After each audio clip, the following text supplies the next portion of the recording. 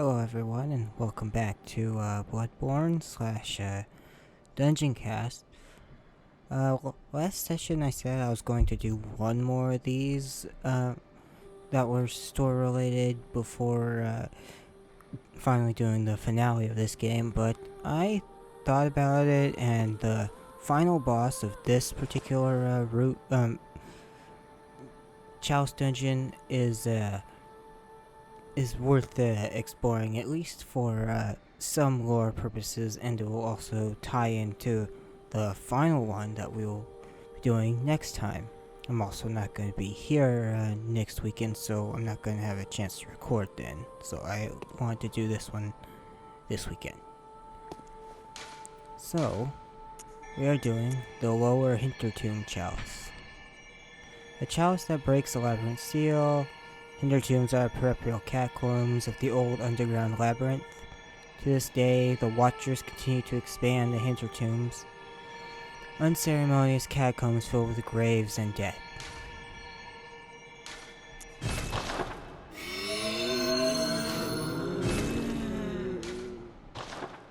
There's not a huge number of topics to cover. We are currently in May 2021, and we're in sort of the calm before the storm as Summer Games Fest, E3, and all that is not happening until next month. So a lot of marketing and PR companies are keeping quiet with any major announcements until then. But first and foremost, as it was reported the past couple days ago, as of this recording, Kentaro Miura has reported as having passed away from a heart condition that on May 6th. For those unaware, Kentaro was a celebrated manga author and artist who created the Berserk series.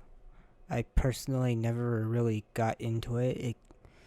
It was always really well done and well written, but also pretty depressing and really graphic, and I always respected it. I just never took any sort of time or push to actually get into it and myself. But without him, the game in front of you and a whole lot of Japanese and media well far beyond that would not exist as it does now or at all. My most personal examples would obviously be Bloodborne, Dark Souls, Demon Souls, and Dragon's Dogma, and Soul Sacrifice. A lot of games that I hold near and dear to me, and they would not exist as they do now, or again, potentially at all, if it were not for Kentaro Miura and his work on and creation of the Berserk series. He has inspired so much. I mean, hell, again, let's see where the Hunter's Mark is.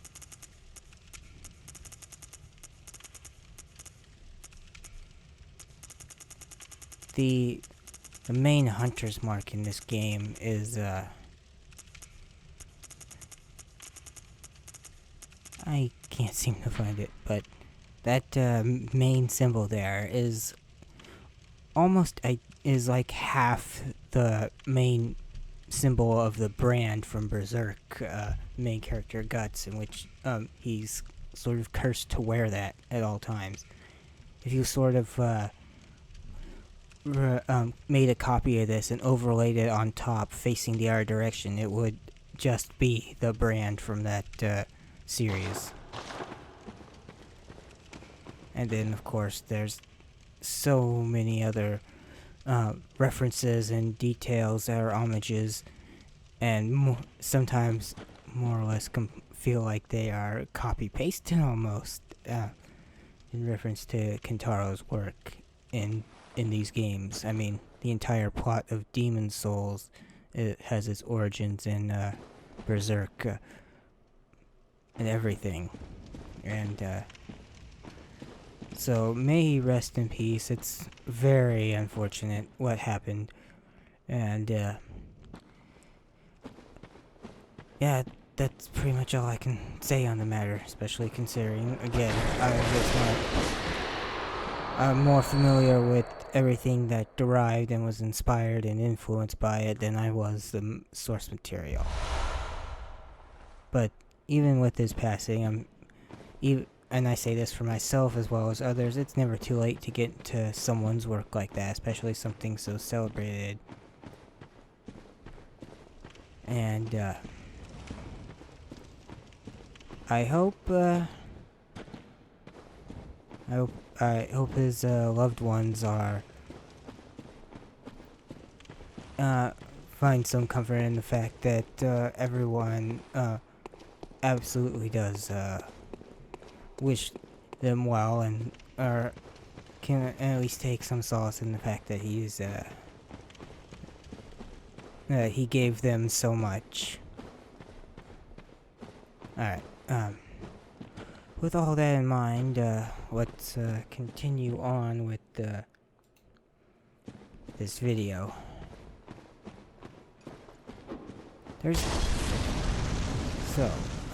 Outside that, there is not a lot of topics on this page I have put up. I don't even know how many I'm actually gonna even get to. I'm probably gonna have time for them all, but I might go off on a tangent on one a little bit. We'll see how that goes. But first one, coming back to the topic of anime and manga, in particular's Made in Abyss game has been recently announced, and I recently went through that series because it was on Amazon Prime, and I am a big fan really quick. Let me pull up that whole title there because it's quite a little bit of a long one, and I need to be able to read that.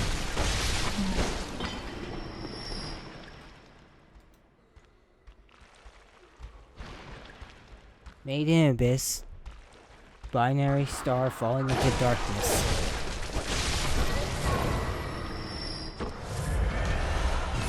A little bit of a mouthful on that one.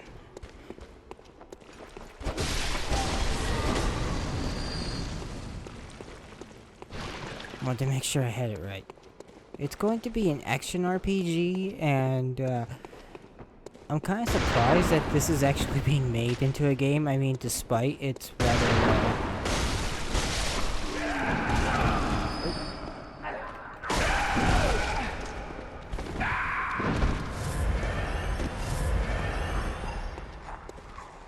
rather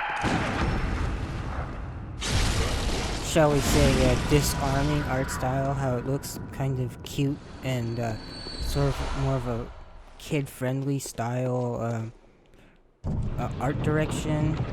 The anime and manga it's based off of are they get quite dark, and they have their own depressing and rather some moments that even are a little hard to can be hard to stomach. I recently watched the entire anime through Amazon Prime, and then the following movie that takes place after episode 13. I don't want to get too hard into it, but I seriously recommend watching it. It's really good. I honestly wasn't expecting how good for it to be as good as it was. Okay, I keep getting turned around. I'm looking forward to seeing how this game goes. They make it sound like it's being written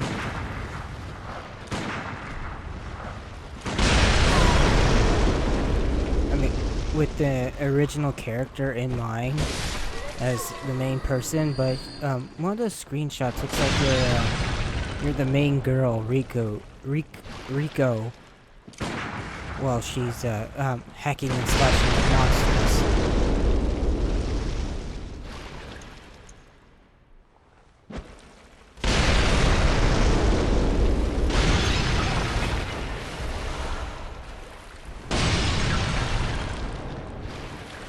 And I'm guessing you're potentially going to be playing as multiple people. The story is being written and supervised by the original author, which is also a surprise. Normally you don't see that with these kind of things, so it's leading me to believe there's going to be a little bit more care put into this. I'm not expecting like a super high budget or anything.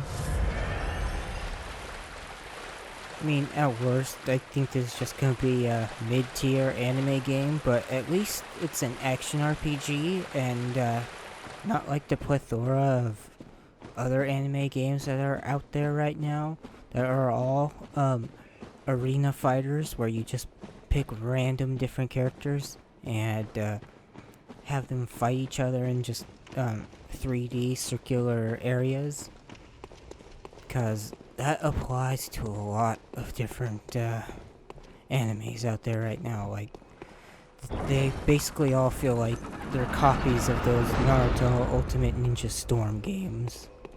In fact, a lot of them are developed by CyberConnect 2 even.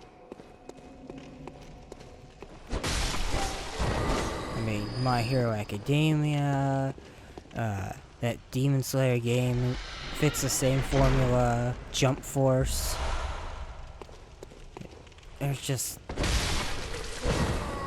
It's at this point, it is more than obvious that is just the cheap cash grab, easy, quote unquote, to make anime filler game. Just pick some characters, make a few circle empty arenas, make all their moves nice and flashy, and just go with that.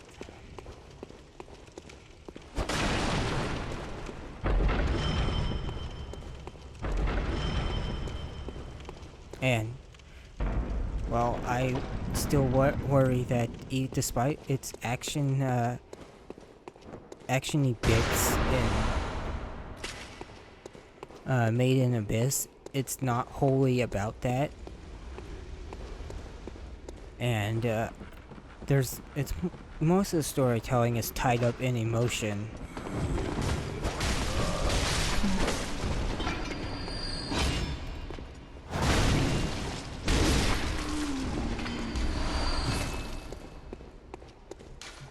And the action really is second.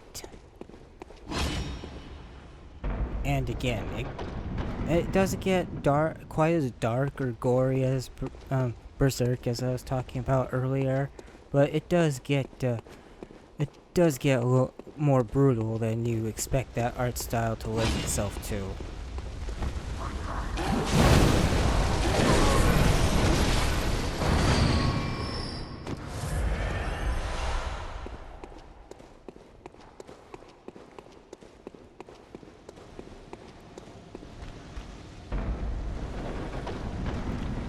I hope that the game does justice to its source material. I can't imagine right now if it's going to be canon or not, because, I mean, there's a certain section near the start of the show and manga where you could slot that in, but I don't quite know if it's meant to be taken wholly seriously. I may be going on a little bit about this anime game and all this stuff like that, but I really enjoy that Made in Abyss. It really surprised me. I mean, I've been hearing it's good and stuff since it came out in 2017. I never looked at it because I'm so tired of so much modern anime these days. I can still recall the moment where I kind of just gave up on a lot of the newer stuff, being Bleach, and how so many of them these days are just filled with constant filler and long storylines that can be solved in less than half the time that they're kind of forcing it on you. Like,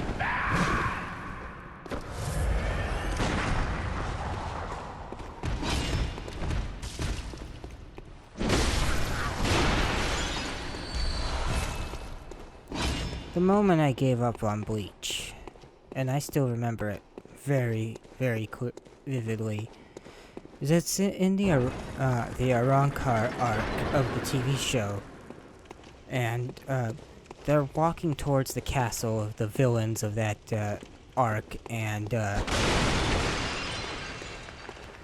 they're walking that way for multiple episodes, the heroes, because they're going to save their friend who's abducted by them, and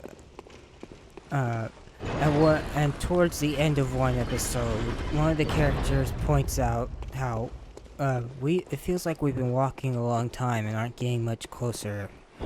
And the other character comments that might actually be by design, because it could be that the castle that they're walking to is so incredibly enormous that it doesn't look, that even though it's extremely far away, it's still very, very, very huge. So they're justifying how long that this crap is spending that it doesn't need to.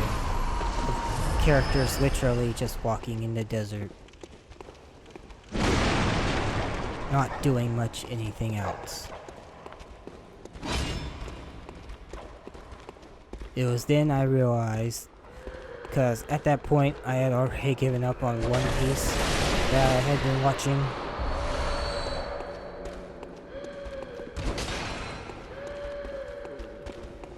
Because I gave up right when they start going into the sky, because they finish up one arc and it's like, okay, we're heading towards the Grand Line again, let's get on with our adventure, and then a pirate ship falls out of the sky and they have to investigate, and so they go into the sky. I think that might have been main story still, but it felt like, oh, why? They're not... It's like they really are milking the hell out of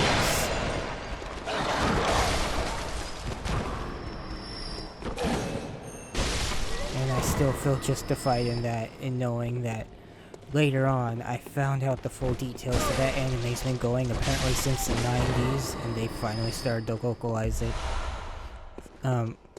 For people in the US around the mid-2000s, and somewhere around, I want to say 2014 or 15, the creator said they still had at least 10 years worth of story left, and I'm like, alright, so that's how this is.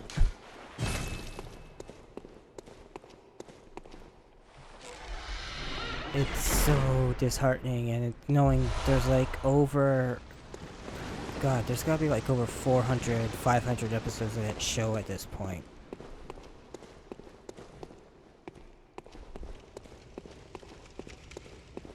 I can't imagine sticking through that personally.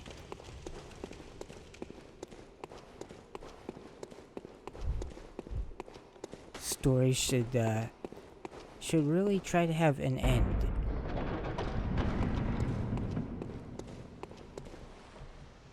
And not go on forever,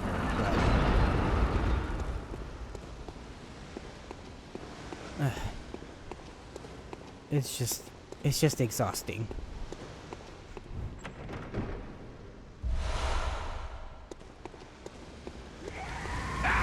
Plus, to be completely honest, the art's kinda terrible, in my opinion. Like, man, this is turning into a weird One Piece rant, not the rant I thought I was gonna go on.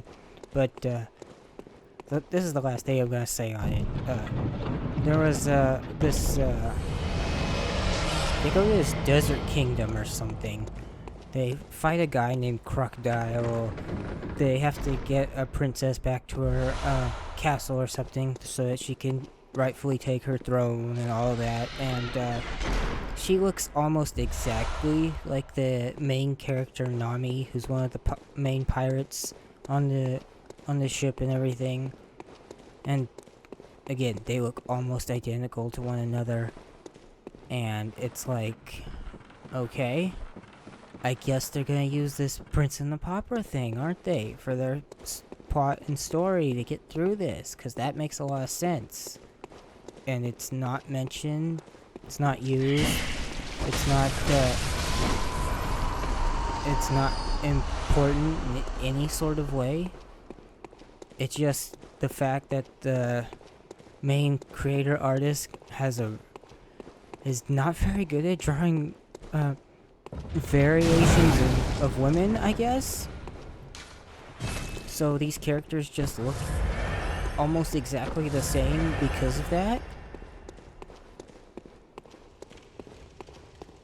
And it's like, oh my god, really? And I stuck through that arc. And I regret it, because I'm not going to get that time back.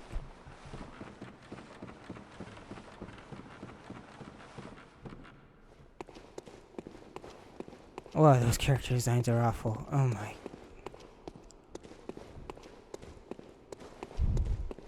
Alright, I'm getting all turned around here. Where the hell was the way out?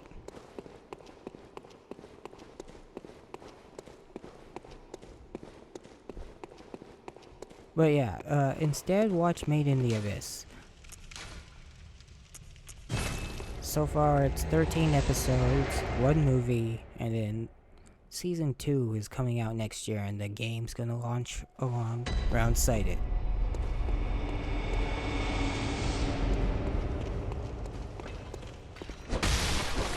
And I hope the original character you play as does not end up as a sort of a suitcase. Though I could totally see that happening.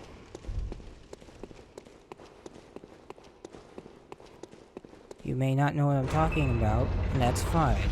Watch the anime, and hopefully you will.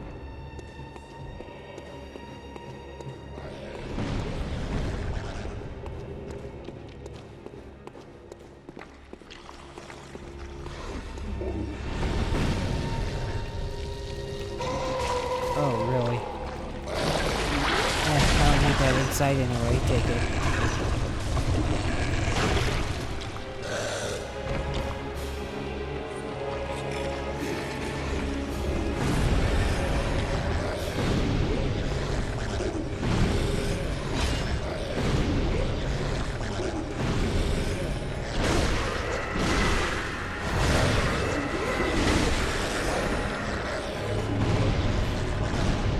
It's what you get for talking about One Piece, I guess.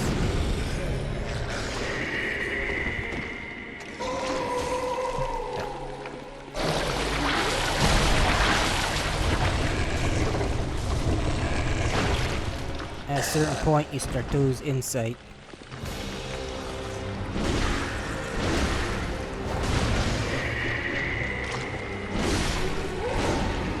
You getting grabbed by easily avoided bosses.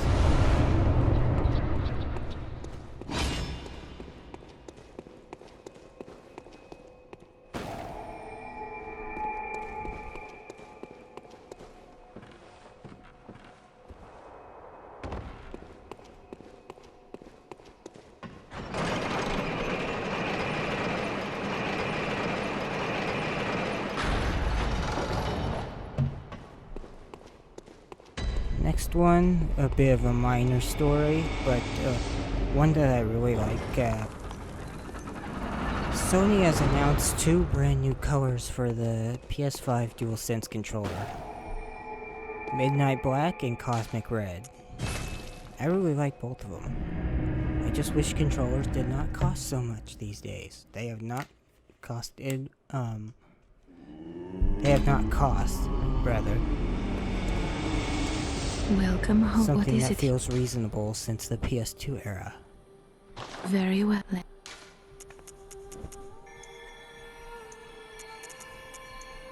Let's see.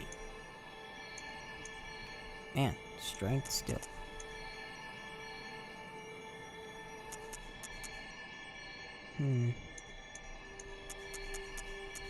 Yeah, that's still worth it. Farewell, May.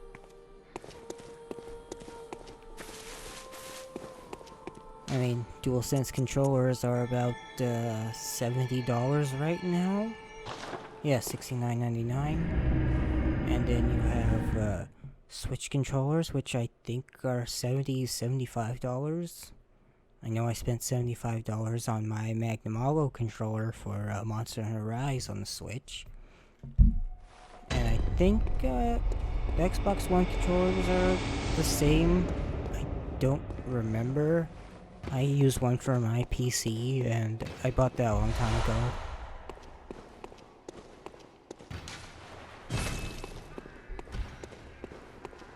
And then I remember PS4 and PS3 controllers were also costing $60. I thankfully most of the time don't need more controllers because I pretty much only play single player games. But I like having them as backups. Or if they're special and look nice.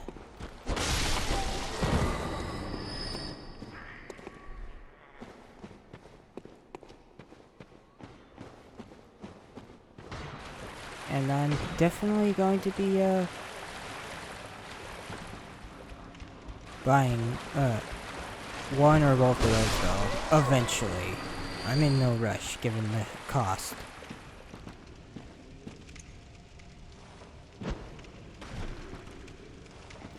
And I know features get added, stuff like that.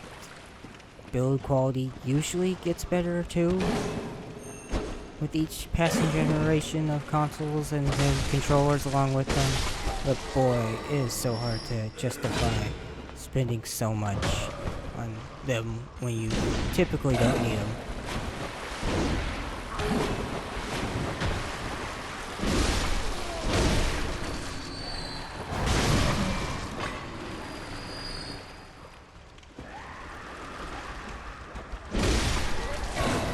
For whatever reason, I keep buying a couple GameCube controllers when they get reprinted.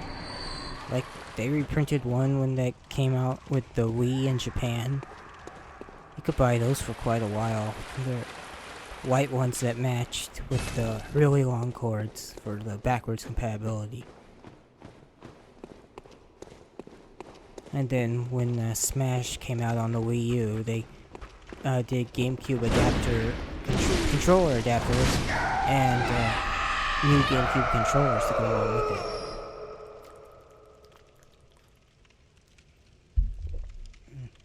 I bought one of them as well.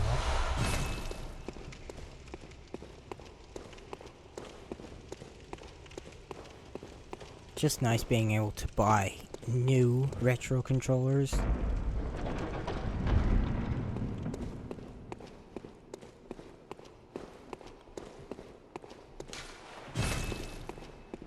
Because of course you don't care about them until after their heyday.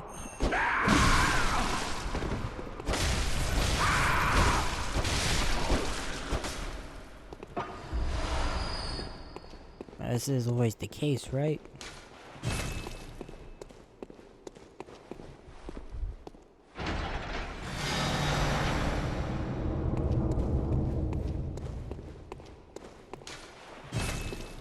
Alright, I'm moving through this rather quickly.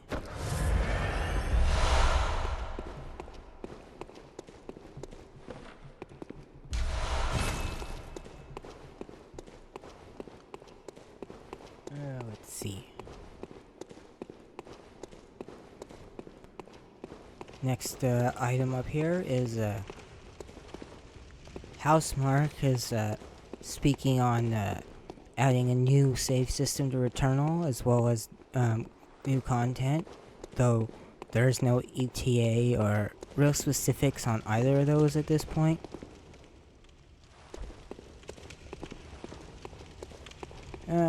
And here's the, sort of rant I was expecting myself to go on today, in that, let me make sure I cleared out everything around here.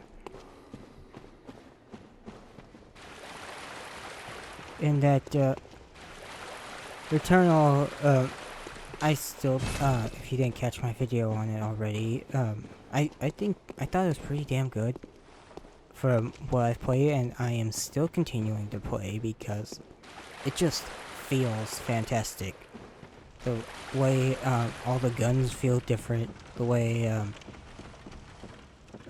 dashing through, bullets with invulnerability, the bosses are really neat, the, enemies are fun to fight, getting a really good, run with the weapon you like, and just laying waste to everything else.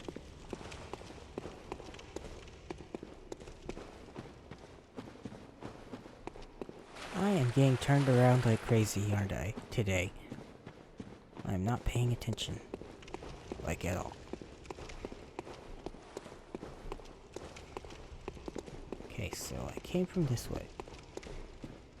Anyway, the story so far is really neat.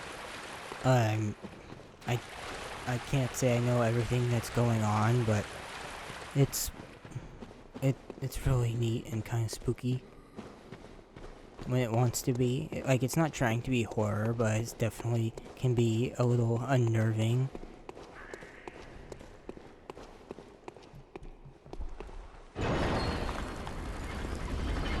You can definitely tell that they had at least some inspiration from PT with those first-person segments. And even though I'm still got ways to go with the main game itself, I am wholly on board for brand new content. However way they add that, whether it's either DLC that you pay for or just free patches, because we don't know yet. They didn't get too specific. Other than they're working on new content.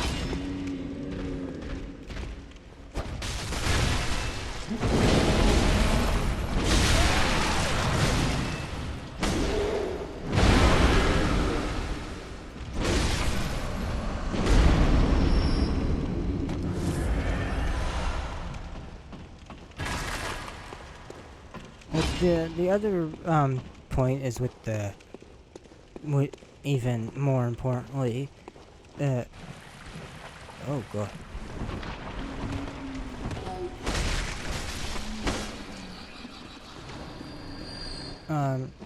The primary complaint from a lot of people with the Returnal is that there's no traditional save system to do so during your mid run.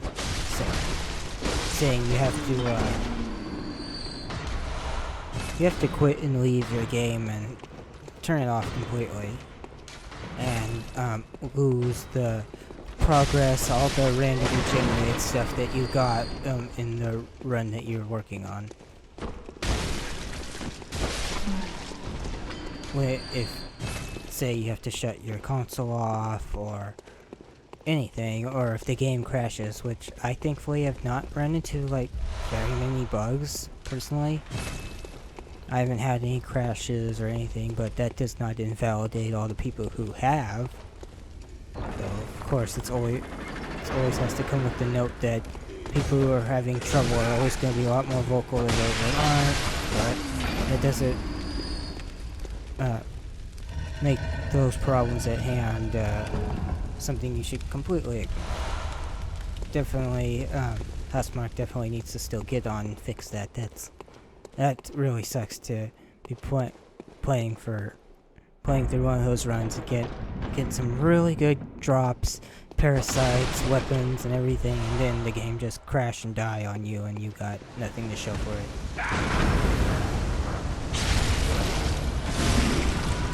that really sucks, and I feel bad for anyone that's happened to. But, thing with the save system is that, this is more touching on the broader topic as well of difficulty in games in general. But, when a lot of people, this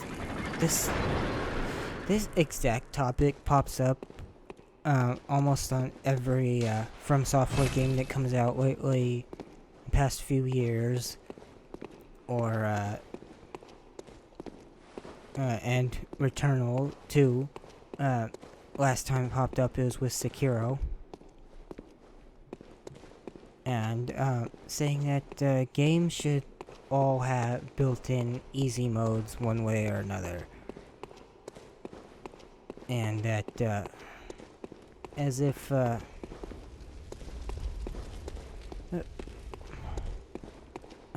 my personal view is, there's nothing wrong at all with the easy mode. Thanks, PS5. I'm not playing online. I really need to turn off that notification. Is that, nothing's wrong with easy mode. You shouldn't shame a person for wanting to play on easy mode if it is available. There's absolutely nothing wrong with that. And I actually, even though I don't use them anymore, I haven't in a long time, I stopped playing on easy somewhere around middle school. I just felt like I needed to start challenging myself a little bit more. And, like, if you look at Wolfenstein, the new one, it really chastises people who play on easy mode. Like, the option select for it is that, the main character puts on a pacifier and has sad eyes and everything. And I'm like, okay, that's a little much. I don't see why you need to go that far and trying to demean someone for playing it. I know it's a reference to the original games, but it's really not needed.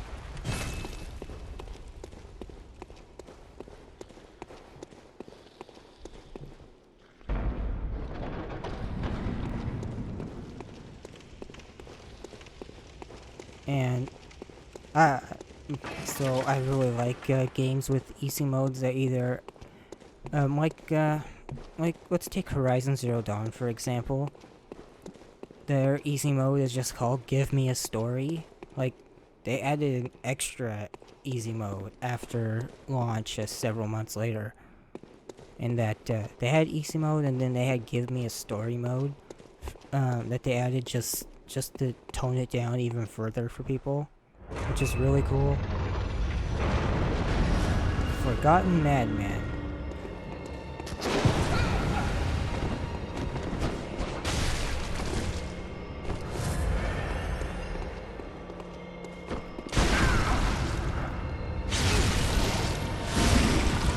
And I think that's great. But when the difficulty is part of the design, part of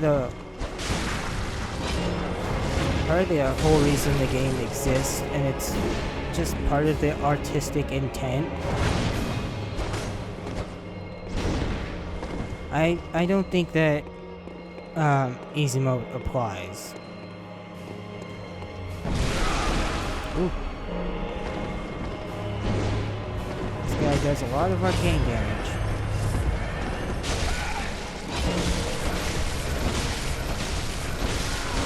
Thankfully, I do a lot of damage in general. Now there's his other buddy, Madman's Escort.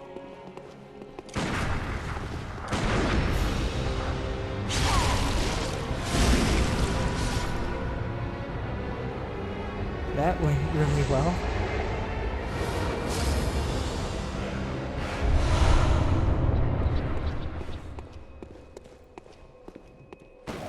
But, let's look at Sekiro, for example. Came out a couple years ago from Software game, obviously. This argument reared its head again when Dark Souls 2 came out and Dark Souls 3 came out, and Sekiro in particular, since it's more recent. But that game has a different learning curve than Dark Souls. Doesn't play the same. It's not action RPG. It's something focused solely on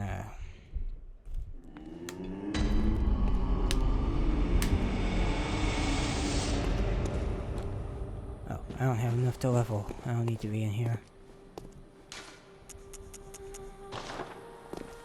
It's focused on its combat, not its story choices, not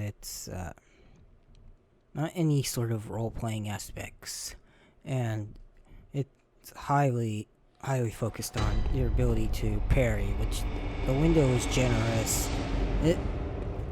Unlike Dark Souls, it's going for something completely different in all aspects of its design, and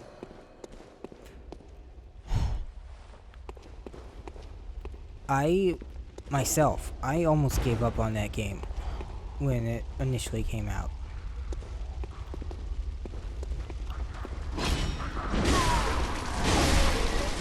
Because I got to one of the bosses, Genichiro, and I just banged my head against him for days. I was not internalizing the mechanics properly.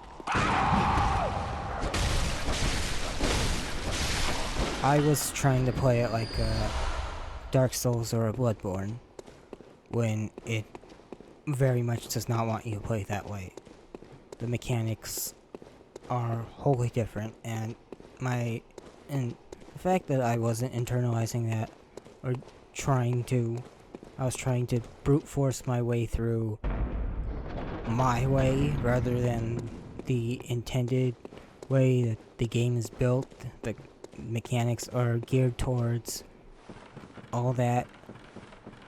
The difficulty ended up being me more than the game itself, and I think that's something that ends up applying to a lot of people more than they think it does, because you need to really take a step back and look at why is this difficult. Is this difficult just because of X reason mechanically in the game, or is it because I'm not internalizing and thinking of this better? Oh, jeez. That guy didn't internalize that was a cannon and not a guy in a wheelchair like I thought it was. Until it's too late. And the way people kind of bang their heads against these games they often complain about, because they're trying to play it one way rather than the way it's intended.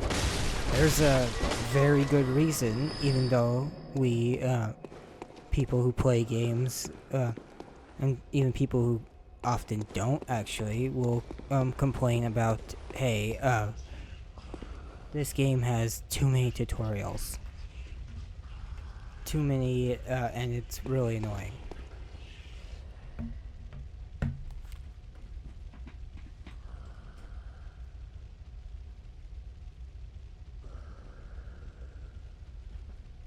Sorry about that, I had to take care of this. I needed a drink of water real quick.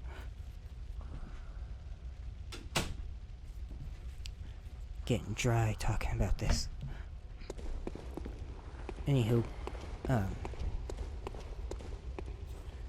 not in, that's because, the stuff, particularly AAA releases, are focus tested to hell and back, and,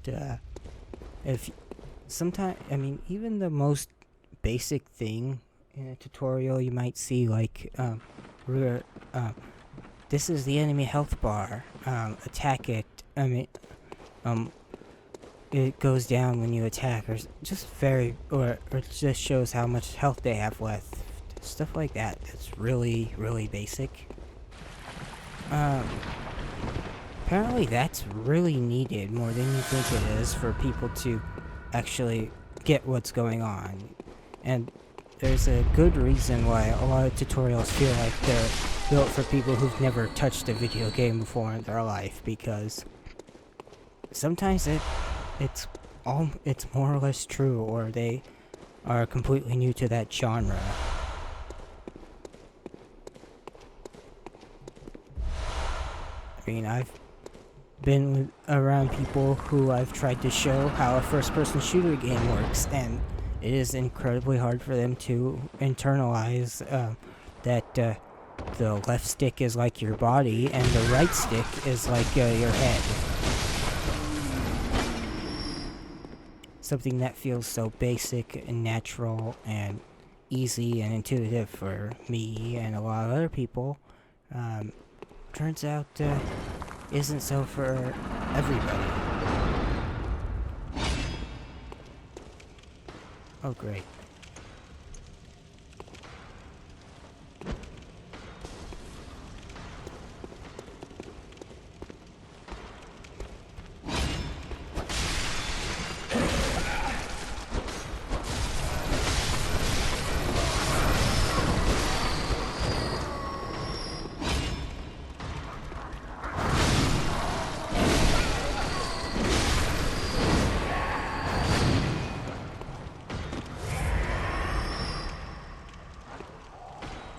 Something's dying over there in the poison mist.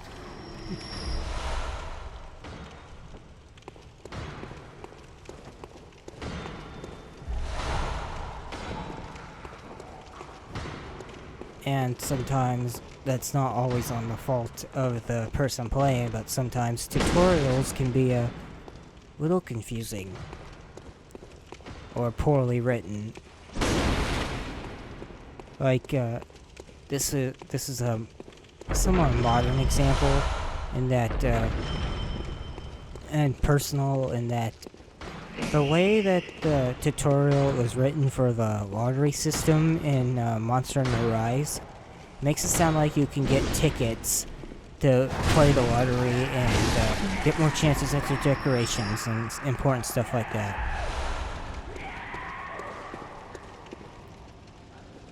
But that is not the case. What the tickets that you get actually do, however, are just so that you don't have to pay money when the lottery does pop up.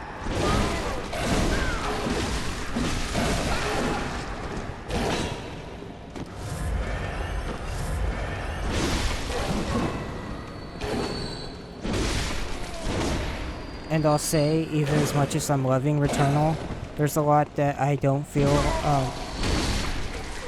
is really tutorialized well enough.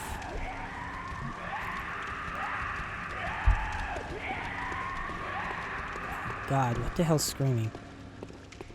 And yeah, when you die, of course, you lose your progress because it's a roguelite.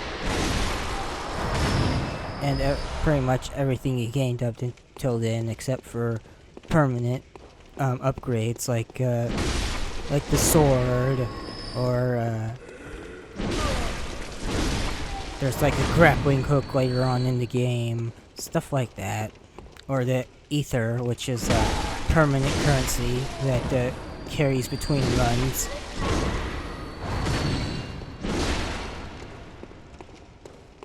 That is all stuff that's tutorialized, and then, of course, even stuff that was tutorialized I didn't read very well was the overload mechanic.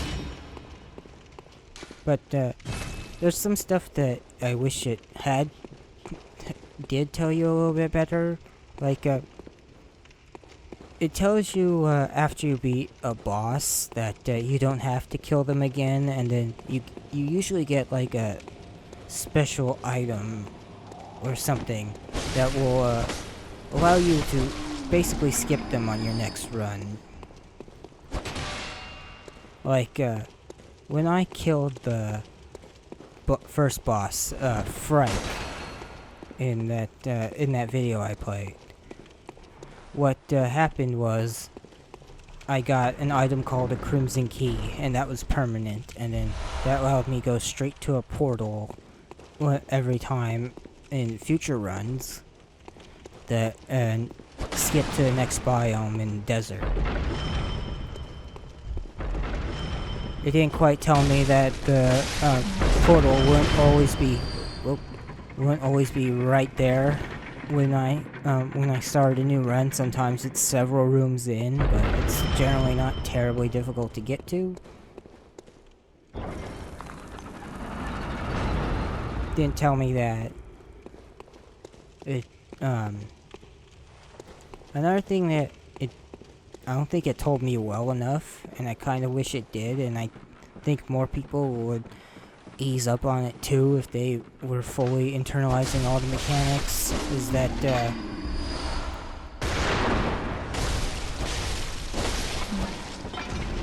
as you use different weapon types and get more proficient with them, every weapon type has little extra bonuses attached to it that are randomly rolled on it. Let me take the Hollow Seeker, for example. I don't remember if I used that in my video. I think I may have. But it's basically a fully automatic rifle type weapon that, great, poison spiders.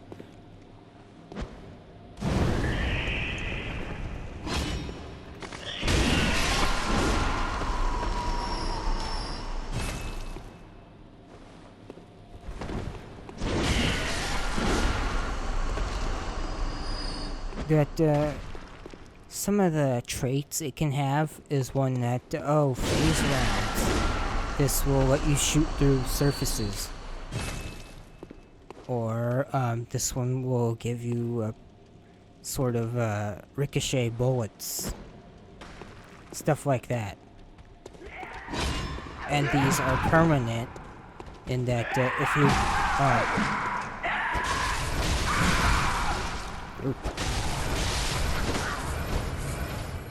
that if you use the weapon type enough and it has that stat bonus, eventually you'll gain enough soft EXP towards it, and you'll unlock that trait for every time you pick up that weapon with that trait. And it makes the weapon ostensibly more powerful one way or another.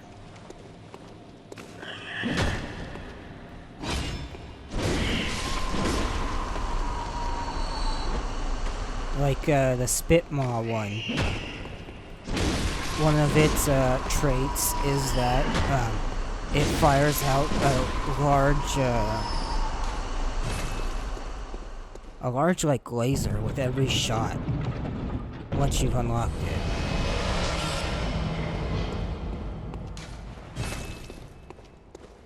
And there's another one where it creates shrapnel when you use it. Stuff like that. And that becomes permanent so that every time you pick up that weapon and it has that trait, you keep that trait.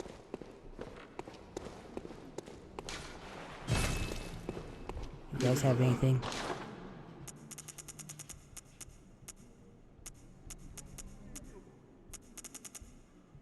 Ooh, some uncanny and unholy weapons. That's good to know. Don't really need any of these.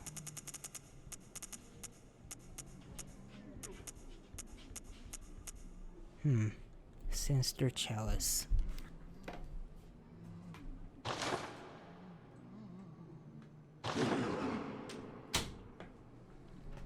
I don't think I'll be needing any of that.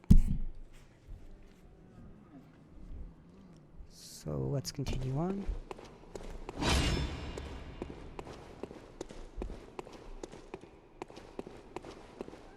That's the room I just came from. Yes.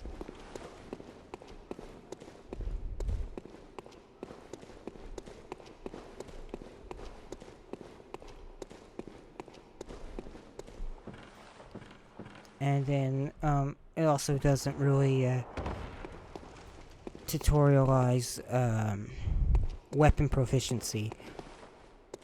In that, you can pick up items that increase your weapon proficiency, which changes how powerful, the higher level the weapon you'll get when when one spawns. Like, I didn't quite understand what was raising that meter, or even where that meter was, to see what level I was at.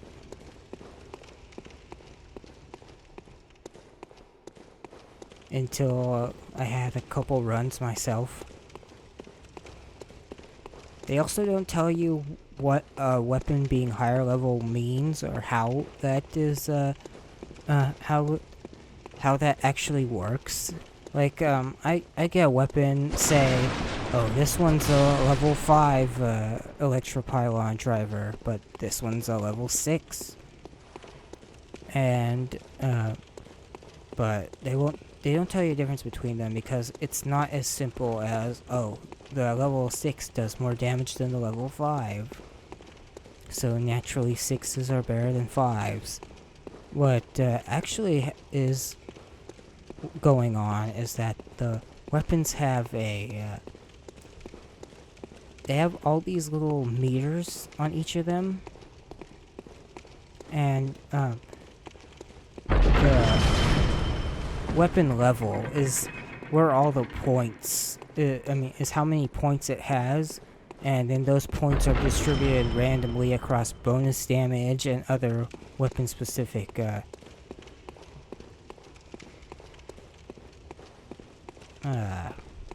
traits. Like the Hollow Seeker, the first stat is bonus damage, and the second stat is stability, and then the third stat is something else.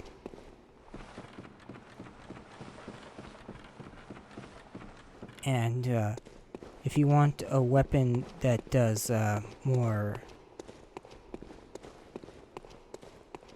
damage, you want to look and see that the points are being put into bonus damage.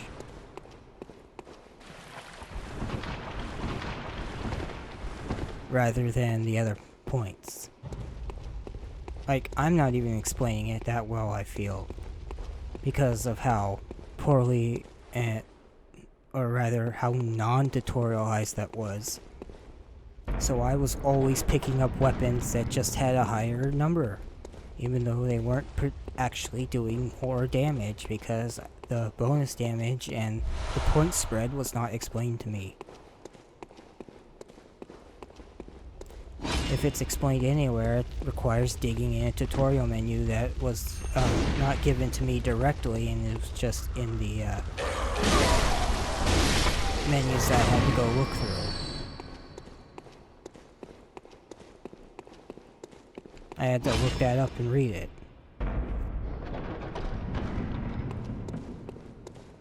But once you internalize stuff like that, the game's really not super difficult, I feel.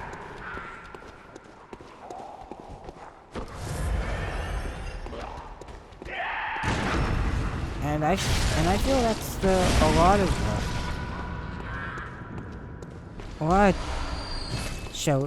lot of difficult games that people complain about are kind of like that. And From Software games in particular are always subjected to this every time they come out, because it's like, I want to play and experience this thing but I want it to be easier. For me, the thing is, they're really not hard to begin with. They also have plenty of difficulty regulators built into most of them. They're just not the ones that you typically associate with just the menu selection. Like Souls and Bloodborne. Things can be made significantly easier by summoning other players. They can absolutely trivialize a whole lot of those games. Their bosses, and essentially anything involved that's challenging in them.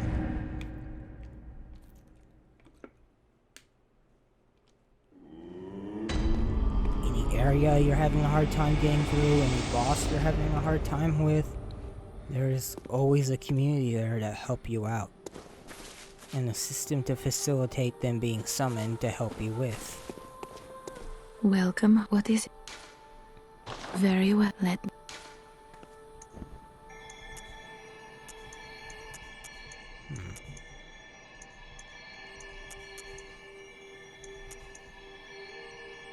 Still going up by 5 points each. That is nothing to sneeze at. Farewell, good. May you. I was not expecting to still see any decent gains at this point. I thought the soft cap was like 30.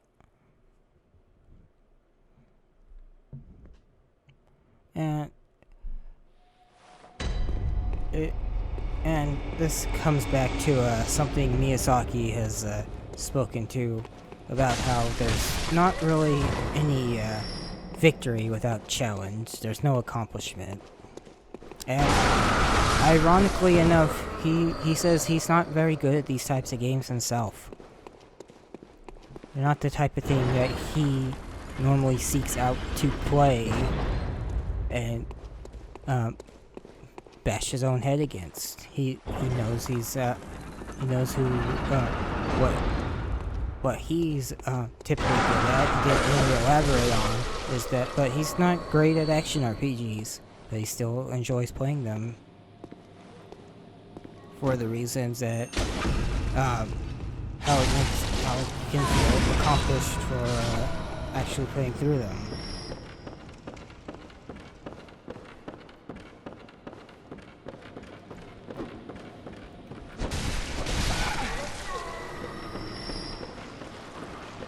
Oh wow, this is a whole room, isn't it? Oh well, I'll get more time to talk about it. Game difficulty in the poison swamp. Ooh. Filled with poison enemies and a giant undead giant. Over there, with a cannon with its arm. How fitting.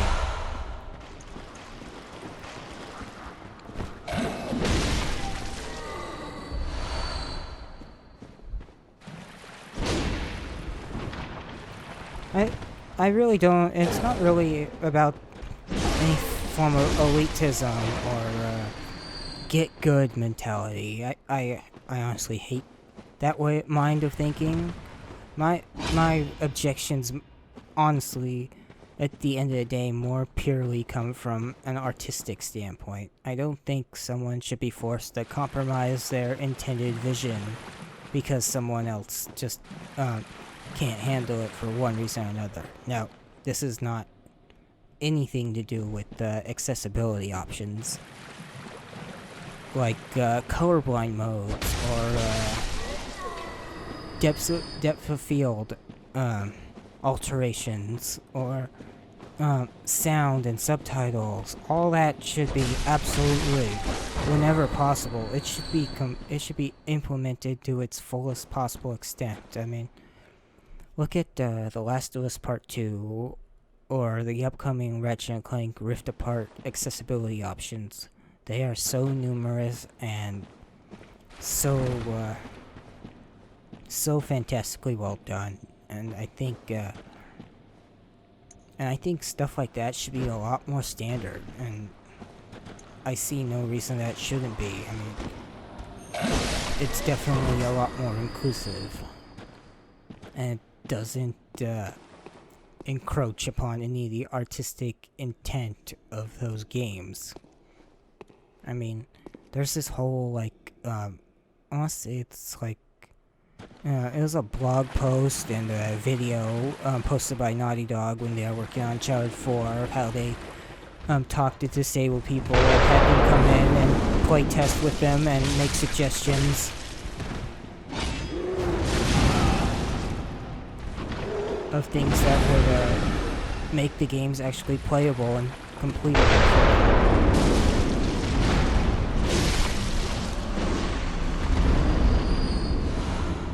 one example that always sticks out to me is how they have like QTEs for opening doors and such in those games. But normally they're like tap triangle or whatever to open this door or do this thing.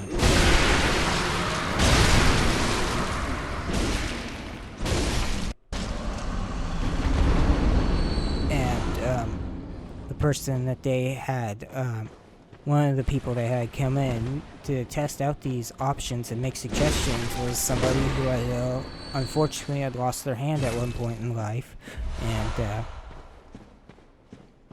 they asked him what could they do to improve this and make it so that he can play it. And one of the options that they did, and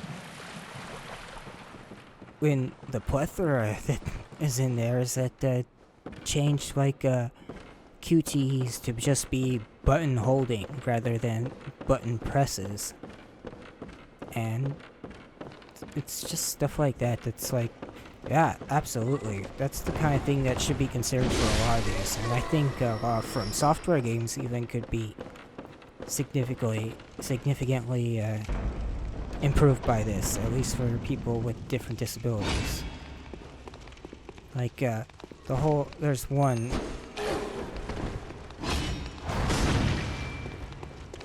notable from Ratchet and Clank that's also in the Uncharted and Last of Us, but it lets you completely adjust the way all the colors and such are presented in game.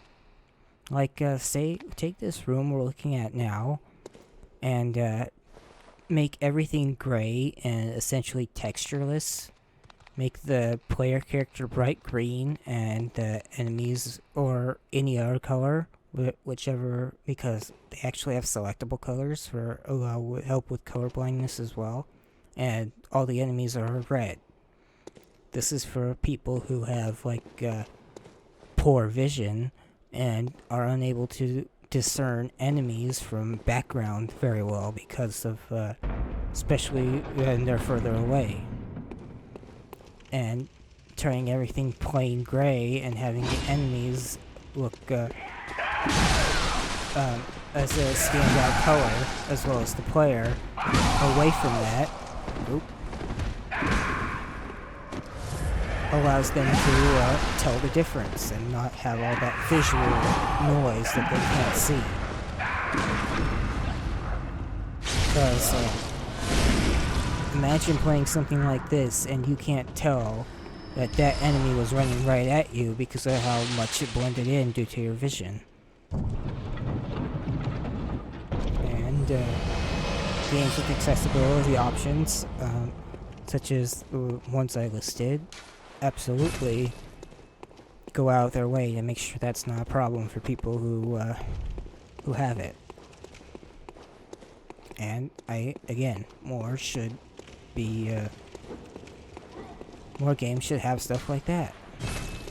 Last of Us Part 2, I know, has a whole bunch of blindness options for people, where people who pretty much have no vision at all could play through and beat them just like everyone else, because it points out what something is that your character's looking at by audio, by it being read by a voice.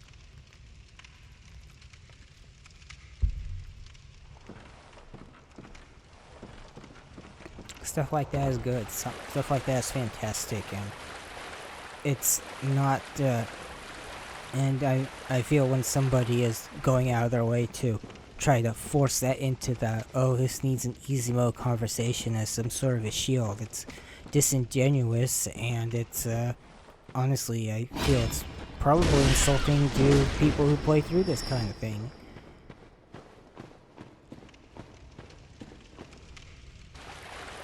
And using them as like a sort of a scapegoat for the fact that you just don't want to try. And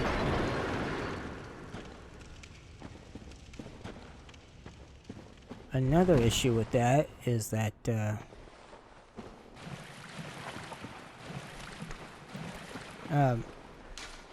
I'm not gonna throw out any particular names here, but I've seen certain content creators go on their own tirades about how everything should include an easy mode, and unfortunately, I think one of the reasons why they do this is both the whole gamer entitlement thing isn't just quite a meme, unfortunately.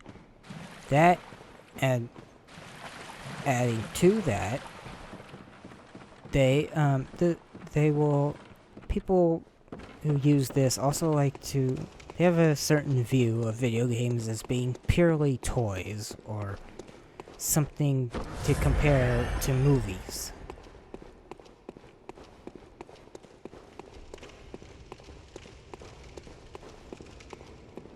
I'm gonna go restock just to be safe and give myself a few more minutes to speak on this.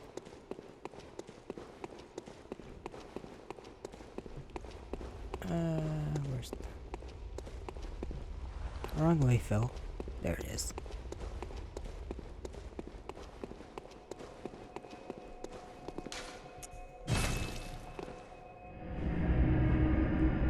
But you'll see people who are also champions of this idea also go out of their way to compare video games to movies, while at the same time also disparaging the idea that games can affect you in the same way a movie can. They don't view games as art, which is kind of which is just insulting to the entire medium in general. And also apples to oranges, as far as the way you engage with the movie is not the same way you engage with a video game. One's literally interactive and the other is completely non-interactive. And the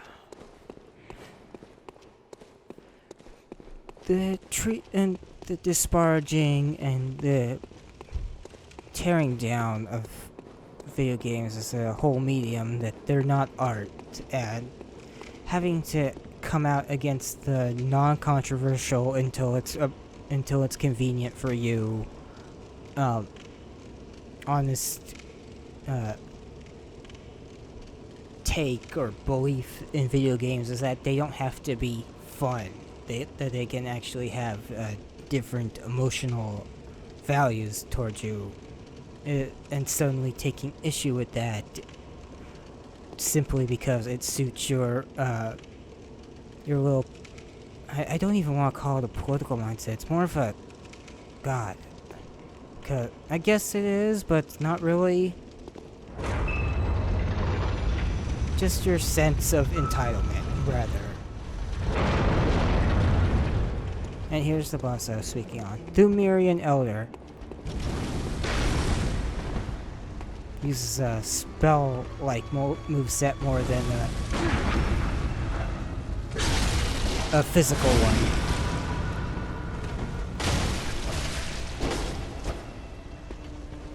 Using its own sense of magic. And he's gonna die fairly quickly. I had so much trouble with the original one.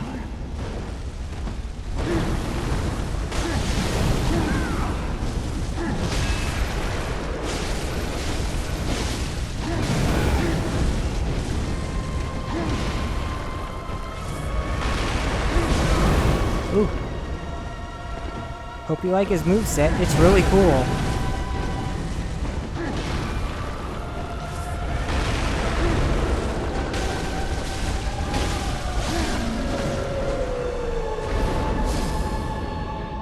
I thought it was important to see a different type of this enemy, even if he didn't last on screen very long.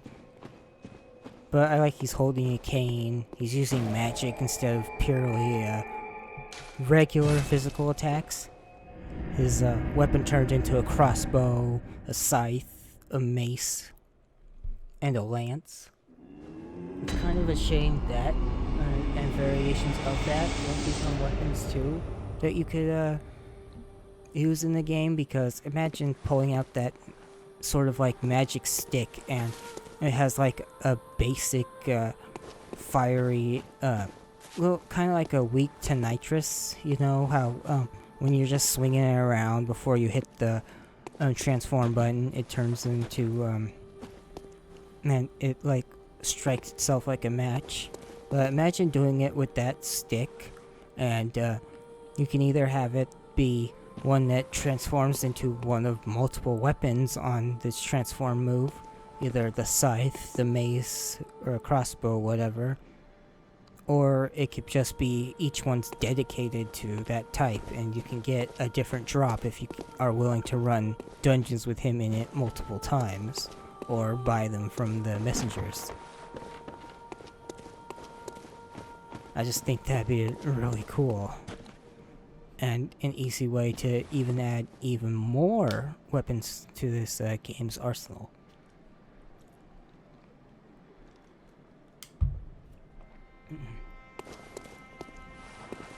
We're going to be spending a little bit of time in the dream in this episode, talking about a little bit difficulty before I finally call this quits, because I find this important.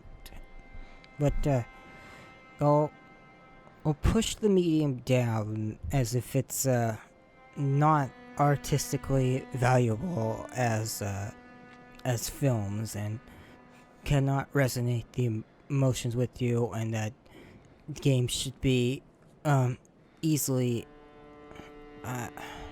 consumed as movies. I don't want to say accessible, because we went into what the difference between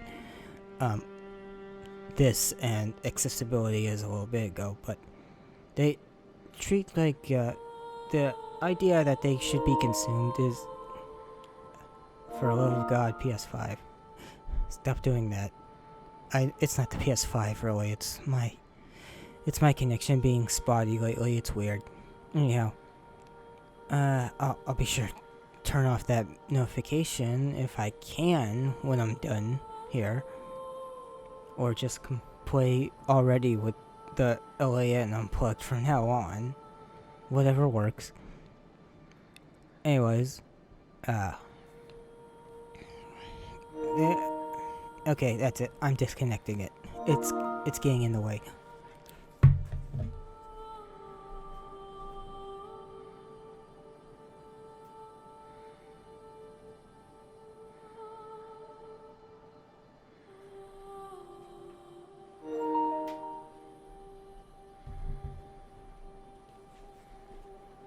Alright, sorry. That was really stupid, but it needed to be done. But, disparaging that games and movies can't have similar emotional impacts on you, or as art in general, but then saying that they should be as easily consumed as that completely different medium that you are lowering them beneath, is hypocritical and weirdly just kind of just it's absolutely contradictory and doesn't further the discussion at all. Just there's a lot of there are significant problems in the AAA industry, such as predatory microtransactions and gambling and stuff. I'm never going to agree with any of that bull, because that's awful, and predatory gambling that's obviously working on people's psychological weaknesses, and forcing them to spend more and more is not something that's okay, and completely besides the point right now. But I just find it absolutely disgusting to kind of lump that in together as part of the same level of, or even same type of issue in any form of way. And as someone who likes to draw and do these little animations and everything for my videos, create characters, universes, one-offs, just anything remotely artistic that I like to do, and as well as having friends that are also artistic and plenty of them more talented than I in that regard. And just, I mean, even in the mediums I work in, such as again, traditional and digital art, I don't like being in any way told that I need to change something, especially when I'm doing it for mostly my own personal wants and desires, that I should change it for somebody else. And I know, of course, stuff like video games and movies and other different forms of artistic expression are significantly larger group efforts and the like. But when you have people in charge of these projects that do have visions and teams that do want to support those visions, we should not be going out of our way to be angry and disappointed that they're not that they're just that their visions don't meet up with some individual's personal wants versus, again, these are wants, they're not needs like accessibility. And I mean, man, I have so much on this topic personally that just really rubs me the wrong way, with the way people feel so entitled or so like that this medium should be treated like it's a movie or something. Where games do things that to you can do things to and with you that film cannot, because you are directly interacting with it, and especially when those making them want you to interact with it in a certain way. Like, you wouldn't be comparing a movie to a painting, because they're two entirely different mediums. They can end up having similar and even the same goals in some cases, in that, say, they are trying to both evoke a certain type or different types of emotions out of you. Like, let's, I don't have any perfect samples right off the top of my head, but let's try to say a painting and then a film, both trying to invoke making you feel sad. They both have similar goals in the end, but they're not going to accomplish it the same way, or nor can they accomplish it the same way to the viewer as they are. It's just the nature of the beast in that matter, because a painting by its nature does not move. It doesn't have a voice. It does not have animation. It doesn't have anything like that. A film obviously will. It's got actors, it's got human beings, it's got movement, it's got potentially music or voice or no voice. It has so many potential little details that it can have or exclude. It has it's limited by its budget, or it's unlimited by its budget. Painting is also in the way it's limited and unlimited are also completely different from how a movie is. And it can have its same intent, but expecting them both to be on the same level as one another is and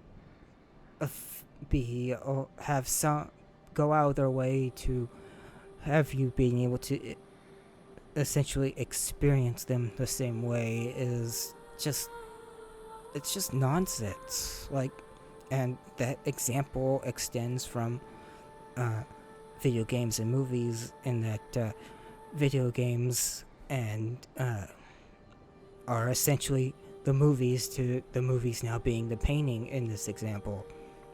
As you're never directly interacting with a movie, except in some of those weird and something like a choose your own adventure at that point. But that's just a very different example, and at that point it's almost a video game at that in itself. At that point, like say Dragon Slayer. But game gives you gives you a lot more agency, gives you a lot more freedom in how you're interacting and expressing, and allowing it to express itself and you to express yourself back right at it. And the rapport with the viewer and the game is not the same as it is with the viewer and the film. And it's just a disingenuous line of thought. It's a disingenuous comparison. And it's like yeah, and you could. And I'm not saying that it's impossible. I mean, in the way that say that you can edit down an R-rated movie to a PG or a G-rated movie. Yeah, you could make it more tenable to or approachable to a certain audience that wasn't originally going for. You can it's not censorship or anything like that. That's a completely different topic, but trying to edit down an R-rated movie into a G-rated movie or PG-13 movie, it's like you can do it, but you're going out of your way to lose something in order to appeal to a broader audience, or to a completely different audience that did not want to engage in the first place. And that's also, of course, still a different argument than streamlining or adding quality of life features.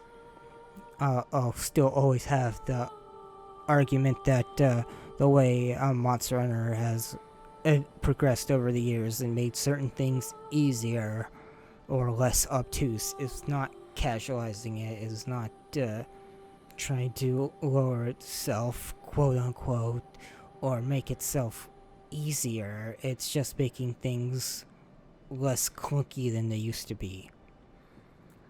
Such as, like, we don't use hot and cold drinks anymore in Rise, or your item pouch is just the items you are using, and not the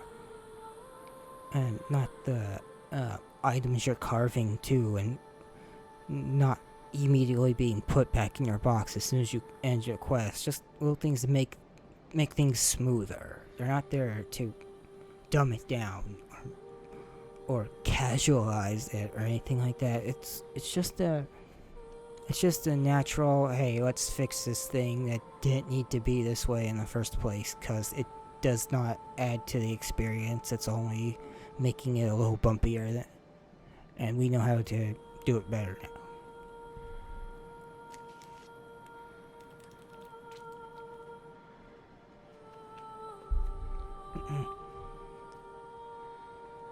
Yeah, but the difference is, if you're going out of your way to kind of eliminate, if the difficulty in particular is part of the artistic intent, I think you're doing a disservice to the creators and of the original work, or forcing them to conform to something that they were not intending in the first place. I just I just can't get behind or fully put myself in that mindset because, again, as someone who fancies himself something of an artist, I understand that. And I think people who don't and then do demand these things are honestly just kind of selfish. I mean, you don't have to engage with it if you didn't, if it's was not, if it's not entirely for you, or, okay, at the end of the day, an artist's work is not just for those viewing it. It's for those who want to, it is for the creator as well. And that's something that really needs to be thought about instead of selfishly jumping to the thought that this needs to be easier so it can be for me more so than it could be for those who came up with it. And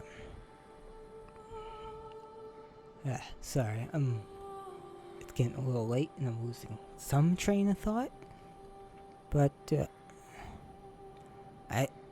I can't imagine how demoralizing it must be to someone to feel like they should be forced to change to cater to an audience that was not interested, or who became interested but were did not inform themselves of what they were getting into and then expected the work to suddenly change. Like, what? I hate to use this as an example given the recent circumstances, but I fortunately can't think of a much better one. But Berserk is intensely gory and violent and bloody and manga. It does not pull any punches. There's some really disturbing and rather upsetting imagery in it, and asking that to be changed to make it more palatable to somebody else who doesn't like any of that stuff, and kind of removing the point, especially when the dark, oppressive, painful, awful details are there for a reason. Asking all that to just be toned down or just not visible or something just feels like it feels awful. Feels the same or similar to at least in spirit to the idea of asking someone to add new difficulty options to something that is intended to be a certain level of difficulty. Yeah, I hope I'm articulating that well enough, because I don't feel like I am, honestly. I felt like I should have done more any notes rather before I got on this, but it's something I want to touch on, and maybe it'll become like sort of a video essay later. I don't know. Hopefully not, because I really don't like to cover anything negative, at least on this kind of channel and whole let's play thing. I feel like there's more than enough of that kind of content on YouTube, and that's kind of where my rebuttal rant right here, right now, is coming from, and that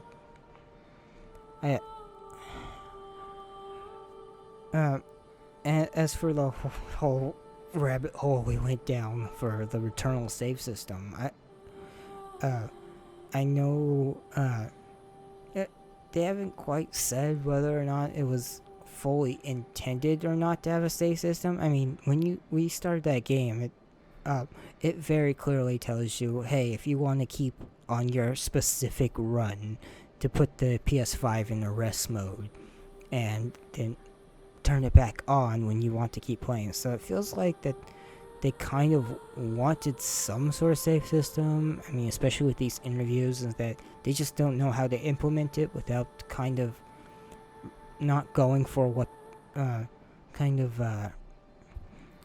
not entirely pushy. They're going for something in particular, and as I was saying earlier, once you internalize the mechanics and everything fully and all the little details that the game wants you to realize, the ones that I failed to in that first couple hours but still had a hell of a lot of fun, and started having even more fun once I played more off camera and was enjoying all that, is that I it feels like they want a save system. They probably just couldn't get one that entirely worked for what they want to do.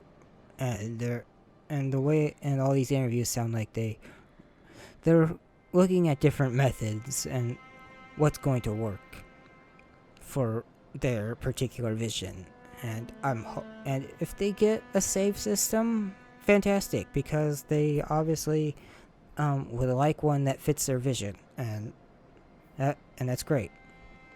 But if they don't add it, I also think that's still fine, because that game, if you know what you're doing, you can become overpowered pretty quickly, and you can just, and if you start getting, and the better and better you get at it, the easier and easier it gets, and the quicker and quicker these runs go, and the more and more shortcuts you unlock. And in the second, I got to the second boss and died, and then I was able to take all these shortcuts through biome 1, and then I got to biome 2. I got through a couple rooms, and then there's a shortcut like almost directly to the boss right before I almost got to the second set.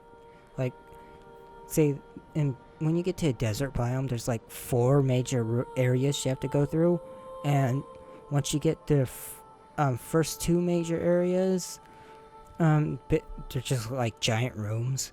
They give you a teleporter that goes pretty much straight to the boss. So there's so much they build in to let you skip and get further faster, even without even beating the bosses. And I just think people need to internalize those mechanics more so that they can better themselves and realize that the game, you may have spent a few hours with the first time getting to where you were, but the game is built for you to start taking shortcuts once you've hit certain milestones, and things go a hell of a lot faster once you do. Because, I mean, let's take these Souls games and stuff, for example. I died so many times to that Thumerian Elder boss the very first time I played through this game. And then, tonight, I have not fought him since then. That was just one go, and it was insanely easy. Like, I was expecting that fight to go on 3 times as long. But it's because I understand the game now. I understand it's all of its little bits and bobs, and all the intents and the speed and the point of the combat. And I just fly through it. The only reason this playthrough has taken as long as it's had is because I specifically want to. I want to go into the lore. I want to go into a character. I want to talk about it. And I've been ranting a fair bit. I'm sure, like, I don't know, like 30 minutes of this video at this point is like me standing around talking about this. And it's, even though I'm minorly frustrated with it, it feels good to talk about and at least get my stance out there on this, that easy mode is fine if it suits the vision. There's no shame in playing on it. You should have fun with it. Games should have accessibility options, lots of them, as many as absolutely possible, to cover for all the people that would like to play a game but they can't due to a certain disability or chronic disease or illness. I mean, I have diabetes type 1, and I know what it's like to have a whole hell of a lot in your life that changes you, that you can't change and you have to deal with. And it doesn't get any better for other people. But I feel like encroaching on artistic intent, and especially, is really... It's just crosses the line. And I wish more people would see it that way instead of feeling so entitled. Because... Alright, I'm done here. I thank you all for tuning in for this, and hopefully making it to the end of this video where I spent so much of it just standing here instead of fighting bosses and enemies and doing anything interesting.